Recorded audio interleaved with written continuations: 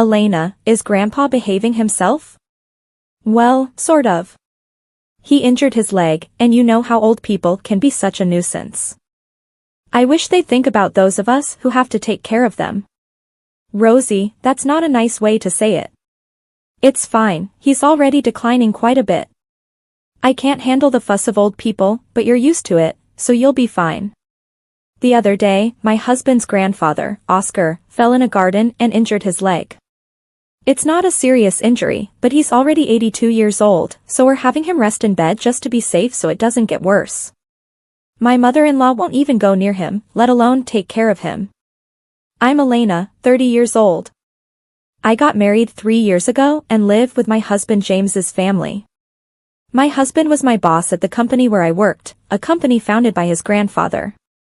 When I joined 8 years ago, my father-in-law was already the president and my grandfather-in-law was the chairman. But back then, the grandfather was still handling all the important tasks and responsibilities of the company. 2 years ago, when Grandpa turned 80, he remained chairman but handed over most of the public duties to my father-in-law. Oscar, you've worked hard all this time. Now, leave the company matters to Dylan and take it easy, my mother-in-law said with a smile, but her words sounded sarcastic to me. Grandfather-in-law is a bit stubborn but a fair and kind person with a good reputation. In contrast, my father-in-law seemed somewhat immature, never expressing his opinions clearly and utterly unreliable compared to Grandpa. And he always does whatever my mother-in-law says. My grandmother-in-law has already passed away, and I never met her. My husband and I started dating when we worked together on the same product planning team. 3 years after I joined the company, my husband energetically leading the team seemed reliable to me, though a bit self-righteous. Maybe I felt that way because I lost my father early and grew up with just my mother. My mother also passed away from illness 2 years ago, and now I have no family other than my in-laws. Shortly after I got married, my mother fell ill and needed care, so I quit my job to take care of her. The fact that my husband's family didn't object was probably due to a single comment from Grandpa. It's only natural to take care of the mother who raised you alone. Don't worry and take good care of her, Grandpa said. Thanks to that, I was able to be by my mother's side every day for a year without financial worries until she passed away. My mother-in-law seemed a bit dissatisfied, but I was truly grateful. However, since Grandpa handed over the company to my father-in-law, everyone's attitudes towards him have gradually changed. They no longer listen to his opinions as much, and I can't shake the feeling that they're treating him carelessly. At first, I thought it was just my imagination, but watching my mother-in-law and husband's behavior, I can't help but feel that way. My father-in-law's attitude is non-committal, but it feels like he's ignoring Grandpa, as if he's no longer needed since he's practically retired. Watching my in-laws' behavior, I feel somewhat angry. Hey, don't you think your attitude, Rosie, and yours too, is a bit cold towards Grandpa? So what's the big deal? Grandpa tries to talk to you, and you barely respond. You don't even try to help them. Like I have time to deal with old people. You can take care of Grandpa, you're the one with the free time. You don't have to talk like that. Quiet, I'm tired from work. Don't nag me about unnecessary things. This is how it goes, no matter what, they won't listen to me. My grandfather-in-law doesn't say anything to his family about this. Now I'm the only one who talks to my grandfather-in-law at home. Grandpa, the weather is nice today. Shall we go for a little walk outside? Your leg seems to be healing well, and I think it will be good rehabilitation. Thank you. Let's go out for a bit. Then the two of us went to the park where there were several families with children playing around. My grandfather-in-law looked at the scene with joy. Dylan and James enjoyed times like that too. Grandpa, I was busy with work and couldn't take care of the children much. Maybe that's why I couldn't raise Dylan and James properly, my grandfather-in-law said with a slightly sad face, almost like he was talking to himself. Dylan is my father-in-law, and James is my husband. I think about how everyone can be kinder to my grandfather-in-law, but I can't come up with a good idea. But then my in-law suggested building a house for my grandfather-in-law. This house is over 50 years old, right? The layout is bad, it's hard to use. but instead of spending money on repairs, it would be better to build a new house in a more convenient location. A new house. Oscar is getting older, and it's good that he only got injured last time. But we never know what will happen, so let's make the house barrier-free so we won't have trouble if care is needed. I see. We can even put Oscar's room in the middle so everyone can take care of him easily. Yeah, that's not a bad idea, right? So it's settled then, and Oscar, at the cost if it's a house for all of us, I'll take care of it. Talk to Mr. Jones about the money. Typical Oscar. Thank you, we appreciate it, my mother-in-law smiled happily. It seems to me that they only flatter him when they want money. But if everyone takes care of my grandfather-in-law after moving to the new house, I thought there could be nothing better. Mr. Jones is the company's in-house counsel and also manages my grandfather-in-law's personal assets. My grandfather-in-law liked his character and made him in-house counsel, and it's been nearly 30 years. He is 58 now, and a person my grandfather-in-law trusts the most. I've met him several times, and he seems to be a very honest person. He always cares about my grandfather-in-law's health, and sometimes I think he's more like a son than his real sons. Having such people around my grandfather-in-law makes me feel a little relieved. I wasn't informed about the details of the house being built, but my mother-in-law seemed very cheerful. The three of them were looking at interior design magazines and discussing various things, so it seemed to be going smoothly. Then something unexpected happened. It was revealed that my grandfather-in-law had a debt of $1,820,000. Wait, what's this about $1,820,000? I exclaimed. My grandfather-in-law had become a cosigner for a loan for a friend's company, but that company was in trouble, and the debt had become my grandfather-in-law's responsibility. Wait, they're not going to take the house, it's under construction, are they? Since the contract has already been completed and, as Rosie said, it's in the president's name, so it's fine, my mother-in-law seemed relieved at those words. Oh, thank goodness, I'm glad we did it my way. Listening to that conversation, I learned for the first time that the house was in my father-in-law's name, even though my grandfather-in-law had paid for it.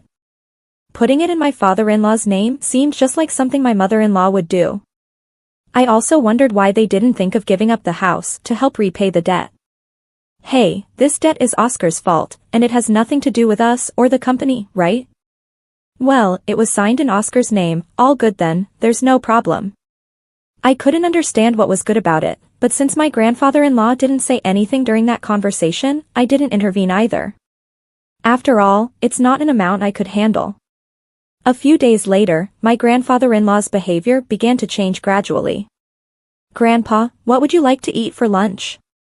Who are you calling Grandpa? I'm only 50, you have no right to call me that.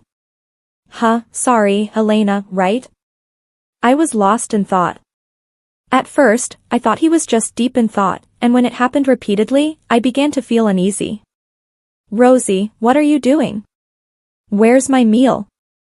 Grandpa, I'm Elena, Rosie is your daughter-in-law. You ate your meal earlier, didn't you eat? Are you trying to starve me? I wondered if my grandfather-in-law's condition was triggered by the $1,820,000 debt, and seeing that none of his family members were trying to help him might have been a double shock. I tried to persuade my grandfather-in-law to go to the hospital, but he adamantly refused. He might not want to admit that he could have dementia. I didn't want to force him, but I felt helpless on my own. I consulted my husband, but he simply brushed it off, saying it had nothing to do with him. My mother-in-law wasn't any help either, so I turned to my father-in-law as the only option. Yeah, I heard from Rosie, James. They think it might be dementia. Can you go to the hospital with us? I asked him. But it's not that bad yet, right? If we go to the hospital, others will find out my father has dementia, he responded. There are good medications now that can slow the progression. Well, there's no need to rush. Let's watch him a little longer. Elena is here, so they'll be fine, right? I couldn't help but feel frustrated by their lack of concern. I couldn't depend on them. Grandpa, let's go to the hospital. Let's see you properly examined, I urged. Who are you? Where are you planning to take me? You're up to no good, he retorted. I felt tears welling up, seeing how stubborn my once kind grandfather-in-law had become. But my mother-in-law just laughed, amused. Even if he was the chairman, it's over for him now. But now, everything, even the company, is all Dylan, she remarked casually. Rosie, Grandpa isn't completely unaware. He's listening to everything. He'll forget everything soon. He'll start wandering, dribbling. Just thinking about it gives me chills. He's nothing but a nuisance now, I protested. How can you say that? Grandpa has worked hard for the family all of his life. My mother-in-law's words made me both angry and sad. But my grandfather-in-law just smiled. See, this old man doesn't understand anything, she added, laughing. Rosie, I was furious at my mother-in-law's callousness. But soon the new house would be ready. Perhaps things might change once we move there. Since it's a house that Grandpa built, the family might show some gratitude and be kind to him. I couldn't completely abandon that faint hope. And 2 months later, the house was finally built. For days, I had been compelled to pack my in-laws' and husband's belongings, while my father-in-law's and my own items remained mostly untouched. Even when I attempted to organize my things, my in-laws and husband kept assigning me tasks, preventing any progress. However, I reasoned it would be okay to relocate the smaller items later, since this house wasn't disappearing on moving day. After transferring most of the belongings, I went to call my father-in-law, but my husband intercepted me. Ah, you and Grandpa can stay here, he announced. What? You can stay in his house. We don't need any extra baggage in the new house. In other words, you and Grandpa will live here from now on. And I'll give you Grandpa's debt too. Well, you can at least be a housekeeper. Hey, let's go. Yeah. I'm coming. Good luck with all the debt repayment and live-in care. My in-laws cheerfully departed, leaving me stunned. For a while, I couldn't comprehend what had just occurred. Were we abandoned? Not just me, but also my grandfather-in-law. Only they would reside in the new house. It took me some time to grasp because it was beyond my imagination that someone could be so cruel. How should I explain this to my grandfather-in-law? Slowly, I made my way back to the rear room. I didn't mind caring for my grandfather-in-law at all. That was my intention from the start. As I timidly prepared to call out to him, noticing his back facing me, he seemed to sense my presence and turned around before I could speak. Have they gone already? His expression as he uttered those words looked entirely different from what it had been just months ago. To be honest, he seemed like a different person.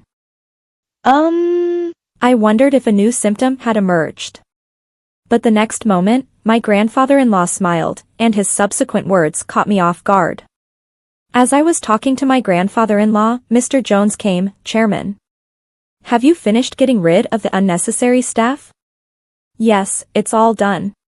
Let's go, shall we? Where are we going? Of course, to the new house. I left the house where I had been residing, guided by my grandfather-in-law, without fully understanding what was unfolding.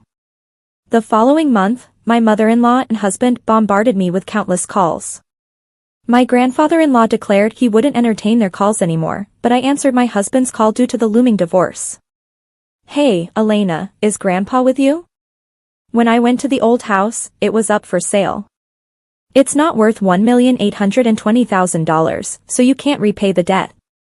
Is that why you did that? My husband interrogated. What do you mean? Put Grandpa on. Dad said he can't get in touch at all. That forgetful old man has done something outrageous. I knew what he was referring to, but I wanted to hear my husband's side of the story. Grandpa sold the company's stocks to the executive director. Thanks to that, the executive director became the largest shareholder, and a shareholders' meeting and board meeting were held, resulting in Dad being dismissed as president. But the executive director is well liked, and maybe Grandpa thought it was better to hand over the company to him. The executive director must have deceived the old man into selling the stocks. This is invalid. You seem to be misunderstanding something. But Grandpa doesn't have dementia. If anything, he seems more coherent than before. Until that moving day, I genuinely believed that my grandfather-in-law had dementia. It appears that my grandfather-in-law harbored suspicions from the moment my mother-in-law mentioned building a house to live with him. So, he devised a plan. He fainted to feign illness to observe how my in-laws and husband would react. As anticipated, they revealed their true colors one after another. In the end, they left my grandfather-in-law and me behind. I struggled to contain my laughter because everything unfolded exactly as I had expected. My grandfather-in-law then said, "To deceive the enemy, you must first deceive your allies," chuckling. It seemed he had been receiving regular updates on the company from the executive director and Mr. Jones. With my grandfather-in-law gone, my father-in-law and husband acted as they pleased, self-righteous and completely ignoring the opinions of the employees, often entertaining at the company's expense. Eventually, my grandfather-in-law handed over the company to my father-in-law, but he harbored concerns about the future, leading him to take decisive action. In the end, he decided he couldn't entrust it to his son and left it to the executive director. I explained, "What about the $1,820,000 debt?" my husband inquired. "That's gone now," I replied. Indeed, my grandfather-in-law had been a guarantor for a friend's dad, but he had personal assets exceeding that amount. However, I deliberately omitted this information to avoid my mother-in-law and husband targeting those assets. The friend was the son of a benefactor who had helped my father-in-law when he was young. Moreover, the countryside land owned by the son was going to be developed into a resort, allowing him to sell it at a high price. I explained further. "You're kidding," my husband exclaimed. "More importantly, are you guys okay?" I asked, concerned. "We're not okay. Both my father and I were denounced by the company." "What should we do now?" my husband lamented. "What? There's also the mortgage on the house," I revealed. "What do you mean, the mortgage on the house?" my husband was taken aback. "Haven't you realized it yet? The house money should have all been paid by Grandpa," I clarified. "Dylan signed without checking everything.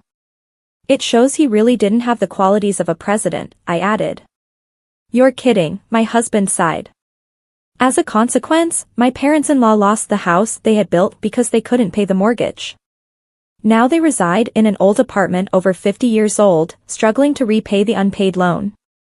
Despite their attempts to contact me, suggesting we all live together, it was impossible. Now my grandfather-in-law retired from his chairman position and bought an old house in the countryside, I explained. "Elena, you can go and live wherever you like, freely. You don't have to worry about living expenses," my grandfather-in-law assured me. But I chose to be with him. "If I'm not in the way, please let me be with you," I expressed, tears welling up in my eyes. My grandfather-in-law's eyes welled up too. Thanks to Mr. Jones, the divorce was finalized, and procedures were taken to exclude my former father-in-law and former husband from inheritance. I became my grandfather-in-law's adopted daughter. If anything happens to him, I intend to take care of him until the end. Now the two of us enjoy working in the fields together. "Dad, look at this radish, it's big," I exclaimed as warm moments flowed in the pouring sunlight. I wished for these days to continue, even just one day longer.